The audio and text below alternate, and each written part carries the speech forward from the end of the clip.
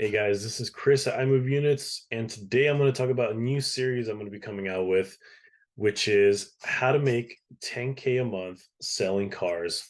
And I'm going to be providing all of these materials for free as a way to give back to the community, the things that I've learned over the years. A little bit about me: I've been selling cars for a little over 4 years now, making over six figures every year. So I want to translate or condense everything I've learned and talk about a few things. Here's some of the bullet points, kind of the four areas I'm going to focus on, and I might be adding more as I go along. But the first area I'm going to be focusing on is if you want to make 10K a month selling cars, then you have to get a job at a car dealership. So, what would be a good dealership to work at? And all those other questions that might arise as you're looking for a job, or maybe you already have a job, maybe it's time to look at a different dealer. The second thing is like it's kind of a big umbrella topic, but how to get a customer in front of you, because that is a major part of selling cars, is having customers in front of you. The third thing is selling a car, so the